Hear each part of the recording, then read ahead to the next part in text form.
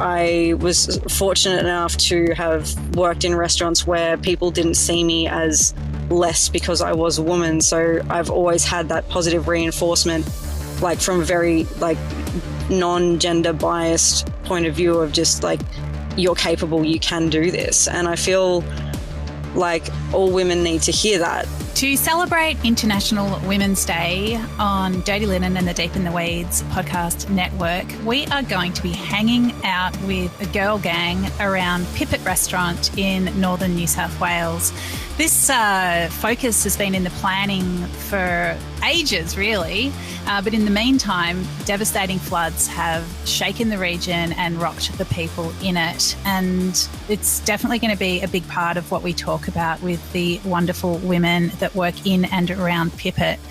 We are kicking off with Lily Pegus. She is a pastry chef at the restaurant. And yeah, Lily, I'm really thrilled that you've got some reception and we're able to have a chat today. That's right. I'm really excited that I was actually able to talk to you today because, yeah, it's been pretty hectic over the last week due to the floods. Yeah, well, I think we better start with that because it's obviously right in front of you and, you know, everybody around Australia has been following the situation with, interest, horror and just real shock. Tell us about it. Like, you know, how has it been? I'll be honest with you, I was really naive to it actually happening like when it did. We woke up one morning and there was water all over our street and the houses across the road from us were pretty much like halfway underwater and my boyfriend and I were just in complete shock at what was happening.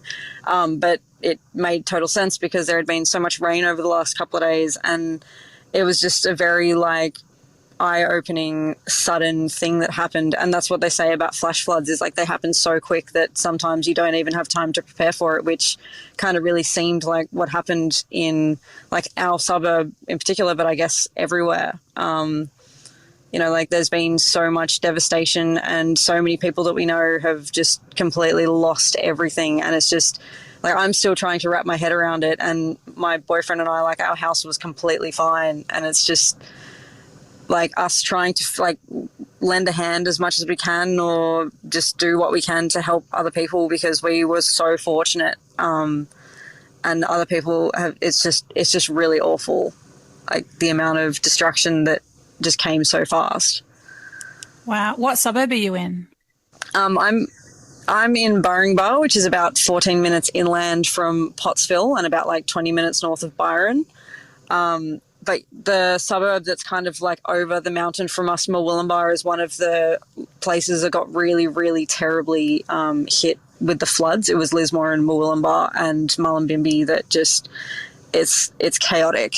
It's psycho. It's like we have a friend who's pregnant and like watching her Instagram stories that whole morning of her kind of starting to be like, hey, I need someone to come and get me on a boat. And then the internet cutting out and not knowing if she was fine was just totally terrifying and crazy. And I can't even explain it. It was psycho. And then also I had my mum kind of like contacting me all morning about like evacuating and I knew that our house was going to be fine just because of where it was and like watching the street and how it was going. But then like our phone lines cut out to her as well. So she had to go like 24 hours of not knowing if we were fine or not.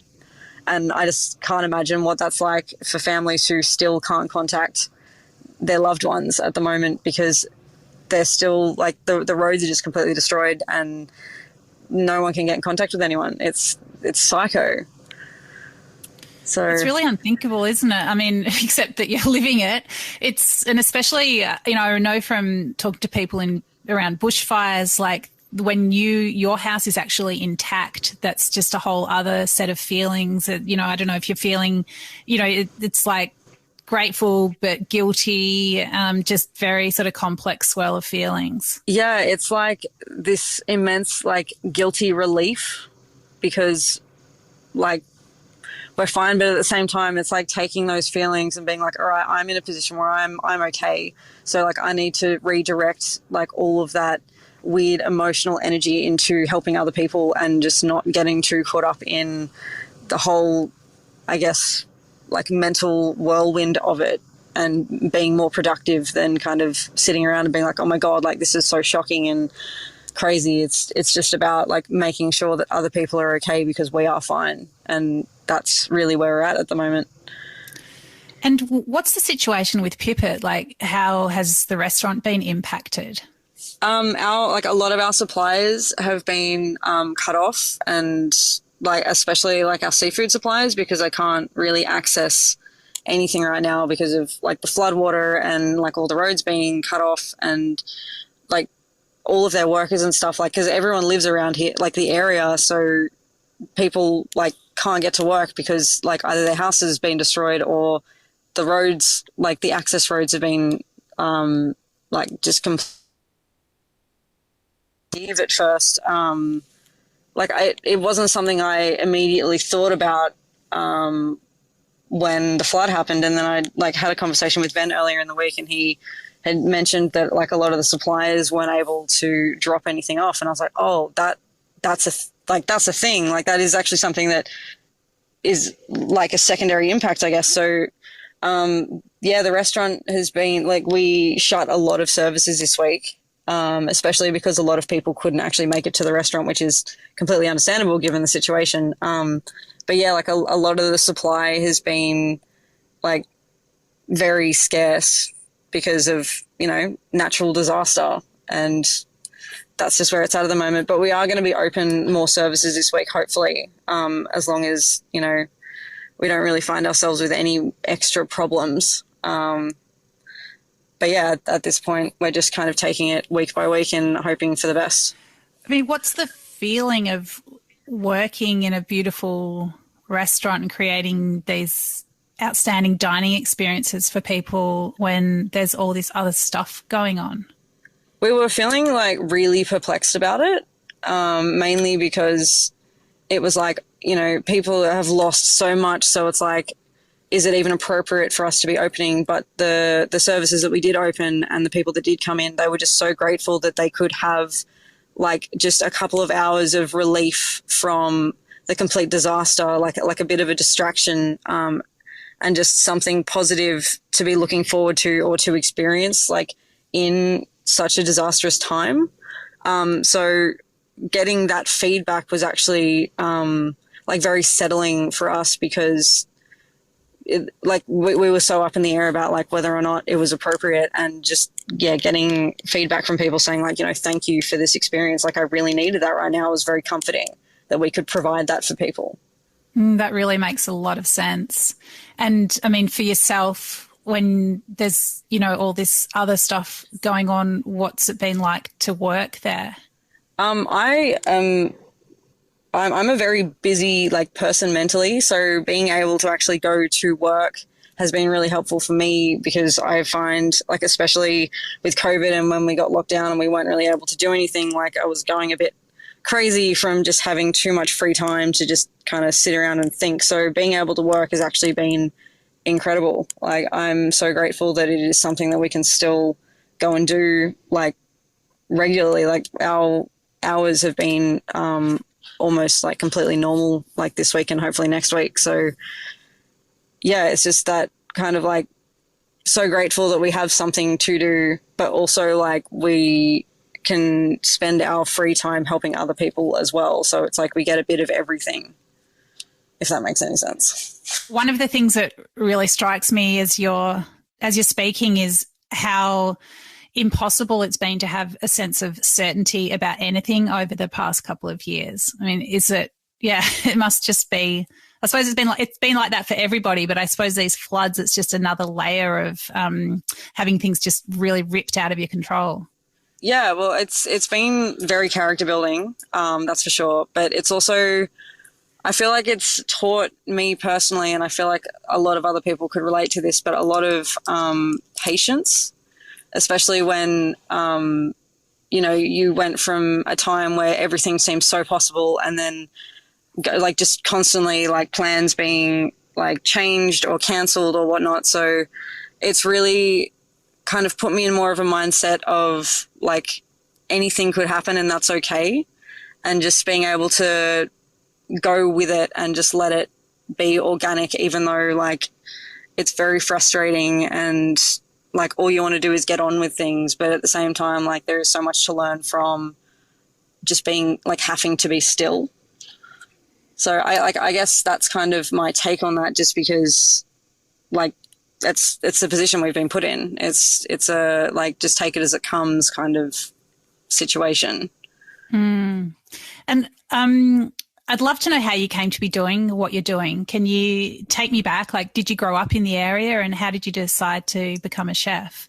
I grew up in Sydney, and my mum from like a really young age saw that I had like a real love for cooking. So, you know, you do the packet cake mixes with your mum on like a Sunday or something, and then that kind of grew more into me just independently, like, you know, finding the kids' cookbooks and stuff, and then going from there. And then I always really gravitated towards like hospitality and food tech at school, and like that was what I looked forward to the most. And then I had a moment during like a year 10 mock interview, like assessment, where I was pretending that I was going for an apprenticeship role in a kitchen. And I had a moment where I was like, oh my God, like this is what I want to do. I want to be a chef when I grow up.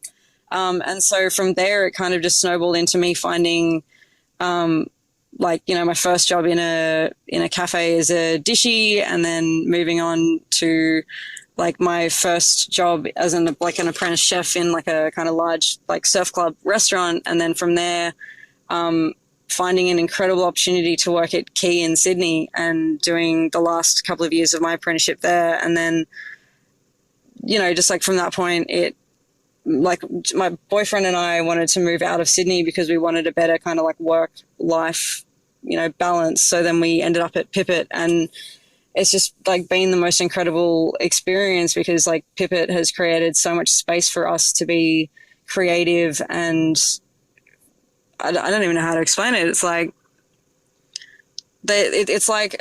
Pipit allows you to grow with it, and that's been really great for my career as a chef because it means like I've had space to explore pastry more. Like I did pastry at Key, but Pipit, it's been like kind of my more pastry like focused place, and just learning as much as I can from Ben because his ideas are just so out there and so great. And then because we have like a good work-life balance at Pipit, that's given me a lot of like time to explore my own interests in like baking at home or stuff like that. So it's just, yeah, like it's been a bit of a very organic, very natural like ride in my career of just like following what feels good and doing what I love and what makes me happy, and just really going with that up to, I guess, this point now. Wow, that sounds so great. And yeah, what an amazing story. Lily, for people who don't know Pipit, and I'm not fortunate enough to have been there yet, that will definitely change. Tell us about the restaurant. Just give us the 101 on Pipit. What kind of place is it? Who are the main people? What goes on there? So Pipit is owned by Ben Devlin and Yen Tren. And their whole ethos is around local sustainable food. So we have a kilometre circumference around the restaurant of where we will actually source our product from. So they're trying to keep it as local as possible.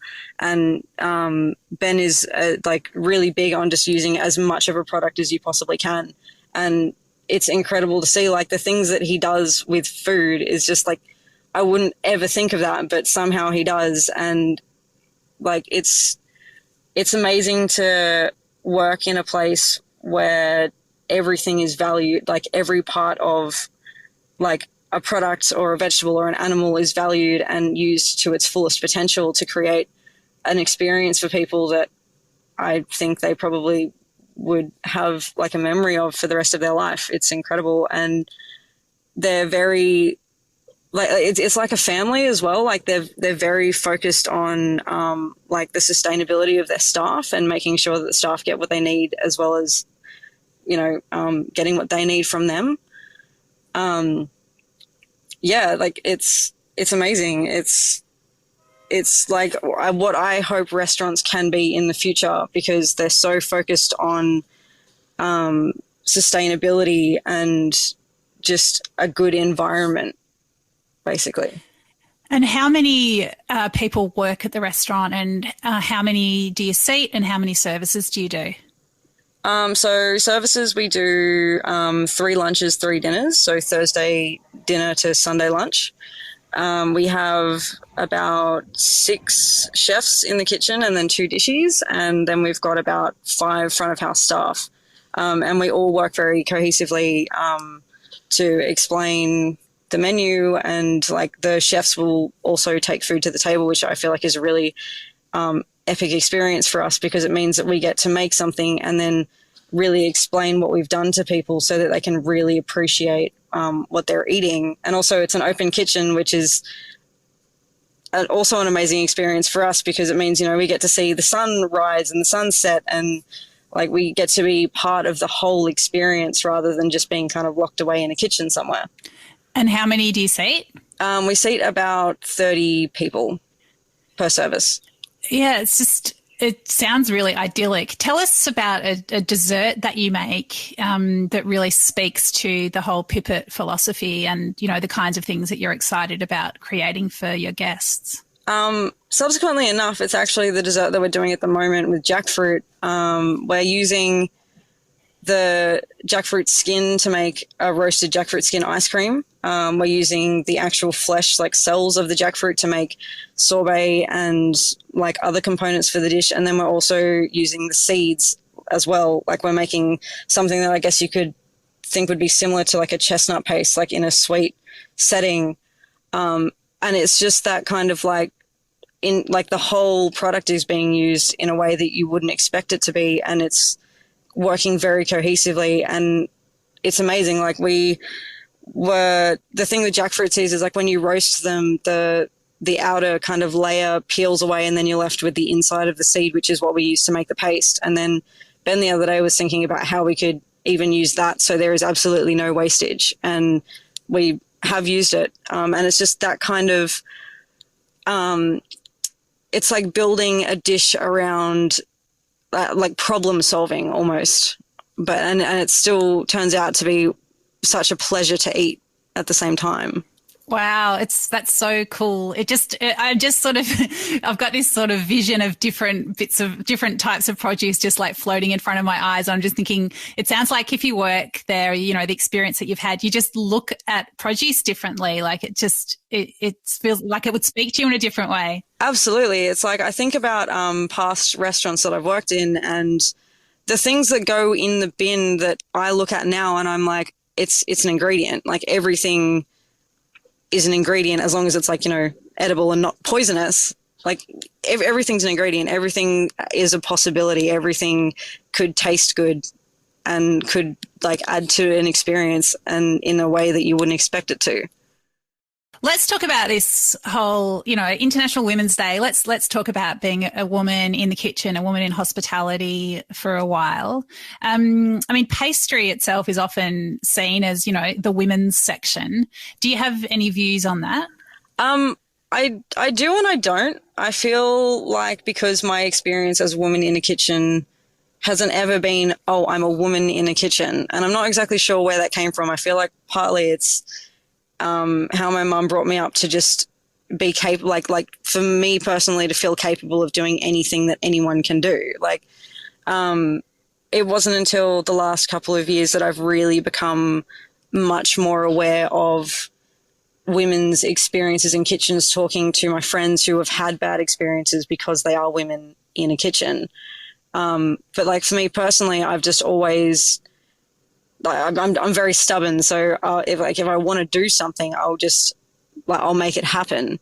And also I was fortunate enough to have worked in restaurants where people didn't see me as less because I was a woman. So I've always had that positive reinforcement, like from a very like non-gender biased point of view of just like, you're capable, you can do this. And I feel like all women need to hear that. Like, there is no reason why they can't do something. Like if they want to do it and they're passionate about it, like absolutely they can just go ahead and do it.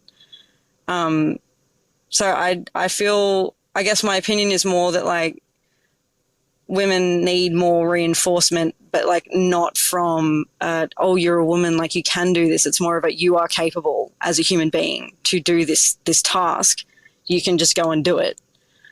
But then you've also, I guess, got that whole can of worms of like, very old fashioned thinking and like misogynistic people and all that kind of stuff. And like, that's always going to exist in the world. But it's just building up a resilience of just not taking it and just like going for gold and just hoping for the best for yourself and only taking what serves you and leave the rest, as a friend of mine used to tell me. So, Lily, you mentioned, you've encountered women who've had bad experiences. They've experienced misogyny. Have you then seen them, go on to, I guess, find a new pathway to find that strength to turn things around for themselves and, just feel really strong in their place in the industry? Yeah, I feel like my friends who have experienced this are still quite young in their career. So it is something that they've experienced recently or like within the last couple of years, but they are now, absolutely like taking more of a stance of like, women are powerful and women can work in kitchens just as well as men. And I'm experiencing like their mindset changing as like I'm evolving with them and being friends with them and like listening to them talk about, their every day-to-day work now. And like one particular friend is in a very, like a really good work environment for herself. And I can just see that being in a positive space where she can be herself and she can be a woman in a kitchen, it's really like changing her and just making her feel so much more like valid, I guess might be the wrong word. But yeah, like, and she's very much an advocate for, women in kitchens and just completely knocking back that whole misogynistic view on things. And she's one of the strongest people that I know. And it's incredible to see how much she doesn't take it now because she's had a bit of foresight into like being quite a young woman in a kitchen and not understanding or like not being aware of the behavior that she doesn't have to accept as like okay. Yeah, that's good. Yeah, it's incredible, and she's such a wonderful human being. Like, yeah, like I don't know how to explain it. Like, yeah, like absolutely, I'm seeing like a change in them as like a person in a kitchen and taking more action for themselves and that whole kind of thing. Yeah, I mean, I suppose like that is awesome in and of itself, but then you just think, oh, who would be the other women or, indeed anyone who might feel a little marginalised and put down around that person, what difference would it make to them? It's such a chain of events, isn't it? Yeah, absolutely. So I guess, there's those sort of workplace, things that just happen sort of stuff. But then there's real initiatives like the Girl Gang events and booklet that Pipit did and that Yen put out. Can you tell us about that? Yeah, absolutely. So Yen came to me after a staff meeting one day and proposed the idea and asked if I'd be interested. And I instantly was like, absolutely, like we're going to do this. Like this is such a great idea. Especially for Yen because she is a restaurateur by default.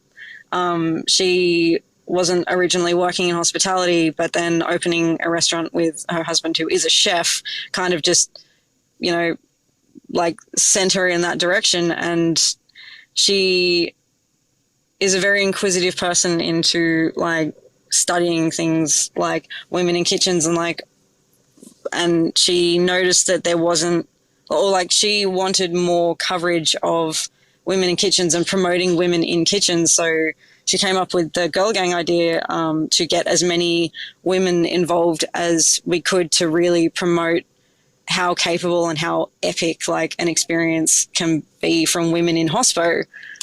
So she like asked me to put together the kitchen team, and then she organized the front of house with Alice, our front of house manager, and also like the wine producers and like researching all of the female, like vegetable producers around the area. So it was just this really like wholesome, wonderful like experience to be part of because I was surrounded by like women in like a hospo setting where it's like usually it's very male dominated, and to completely cohesively create an experience like from like a woman's point of view is just an epic thing to be part of. Is it the fact that it, was this girl gang and that's enough in and of itself? Or do you think there is something different about it because it's all women? Do you think the quality or there are elements of it that just are different? I think just the whole vibe, like it was a very kind of like power to the women, like get really hyped up because we're doing this thing that you don't see very often. Like it's not very often you walk into a restaurant and it's completely run by women. One place that is near us in Ballina called Lola Dining is completely run by women, and we went and had like a bit of a kitchen team like meeting there, and it was I don't know how to explain it. It was like really punk rock, like in the way that it was just like women doing what women do and not caring about it, like not caring what people think about it, and just like yeah, it is kind of different, but only because it's not something you see every day. But I feel like it should be something you see every day. And it could be something you see every day, and it would be epic if it was something that you see every day. Yeah. Yeah, so interesting. It's funny. It's like, what's just sprang into my mind is when I was traveling around Turkey and was in Cappadocia and happened to go down some back laneway because I heard women's voices and laughing, and it was all kind of raucous. And, I came upon this sort of back kitchen, and it was all women. There was people like shelling beans in a laneway, and someone was pouring tea, and it was all like I couldn't really understand much of what they were saying, but it was just so energized and cheeky and raucous and naughty and vibrant and strong and full of love and power. And, it just felt like this is all great, but it was, Turkey is such a male dominated society. And it was like, it was only in the back kitchens and the back lanes that you could see these really powerful gatherings of women. And to think about it, that it's more front facing, is just, so exciting to me. It's just really, really wonderful. Yeah, absolutely. Like given the space, like such wonderful things can happen. And I guess that's what the Girl Gang pop-up was for us. It was just us being given space to really express ourselves as women, not so much women in hospitality, but just as a woman, like living their best life. Yeah, brilliant.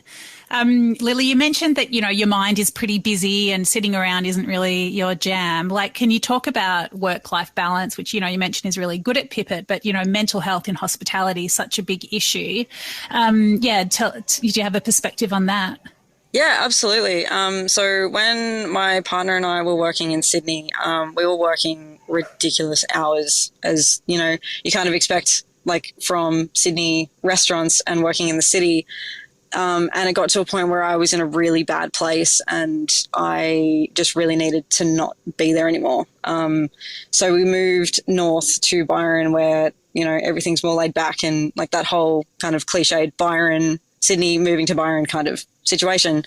But when you actually are living a life where you are giving yourself the space that you need, so you can be busy and you can be a workaholic, but then you can also do things like bake a cake on a Sunday afternoon, or like, go out and see your friends, or just go to the beach and just have a day by yourself, just to kind of really recharge, is so valuable. And during COVID, with takeaway and everything, we asked Ben if we could swap our shifts around so that we could have a particular day so that we could actually go to TAFE and do a ceramics course, because we were like, we're so mentally involved with work right now. Like that's kind of the only main thing that's going on for us. And that is like very mentally draining if you're only thinking about work.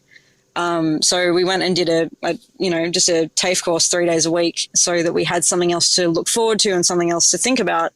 And we found that we became so much happier and so much more fulfilled just even like though we were like in the middle of COVID and like we couldn't really do anything, it's like we were still able, like we still had space and time to go and do something that was stimulating another part of our brain that wasn't work. And being able to do that was amazing and did so like changed like everything so much for us, especially because, you know, the world was falling apart and, well, I mean, it still kind of is, but we like had something else to think about and focus on other than like the shit that was going on in the world. And yeah, just really being able to focus on what we needed mentally and what was going to make us happy. And I feel like that's really important for any work practice. Yeah, it makes a lot of sense. Lily, you mentioned, you know, that you're back at work, but you're also out there helping with the flood cleanup and recovery. What kinds of things are you doing or planning to do? What needs to be done? There's a really epic food drive going on in Byron at the moment, which has been put together by their Instagram handles at Pip's Plate and Natural Ice Cream, where they're just taking as much donations as they can to create as much food as possible for people in the area, like in Lismore, where it's really catastrophic, and Mullumbimby and Willumbar. So, and they're taking any volunteers that can help. So I think this week we're probably going to go and try and jump in with that. But it's also just walking around the street and just knocking on doors and seeing who needs help, just helping people clean mud out of their house or sort through things that have, like, you know, been destroyed, or like finding what you can like salvage so that they do have something. And it's just like we're just trying to create as much like help and hope for people to get back to a normal life, because at the moment, like, there are so many people who don't even have a clean house to go home to, which is, I can't imagine what that feels like. And we live on a street with people who are in that situation. So yeah, we're just doing what we can to, I guess, help people get like back on track as quickly as possible. And it's just a mixture of things. It's like taking food out to people, or making food, or cleaning, or just anything that people need, just being like available for people who need your help in any way, shape or form. Wow. That's, yeah, good on you. I mean, it's just so much. It's just, I feel overwhelmed just even thinking about all the things that need to be done. But yeah, good on you for just, pitching in. I'm sure it's just feels like, it's there in front of you to be done. So of course you'll do it, but it's a lot. It's just like, there's no question. It's like these, like people need help, and you just have to do it, like, and not have to do it in a, like, I'm inconvenienced kind of way. It's just, it's something that needs to be done, and like everyone needs to be there for it. Yeah. Amazing. Lily, it's been so great to talk to you in so many ways. I feel like, you know, you're really in the thick of it there with something that is on everybody's mind, but it's so great to reflect on the place of women in the industry on International Women's Day. Is there anything else that you'd like to say? No, I think we've covered pretty much everything. Thank you so much for having me. It's been really great to talk and express all of this stuff, especially now. It's great. Well, thank you so much for your time, and let you get back out there. Stay in touch and we'll talk again. Awesome. All right. I'll talk to you later. This is Dirty Linen, and I'm Dani Valent. We air the issues that the hospitality industry finds hard to talk about, hearing from different people with unique perspectives. We want to hear from you as well. If you have something that needs to be said about a topic, get in touch so we can include your perspective. Contact us at dirtylinen@deepintheweeds.com.au or hit us up on Insta at Dirty Linen Podcast. We can't wait to hear from you.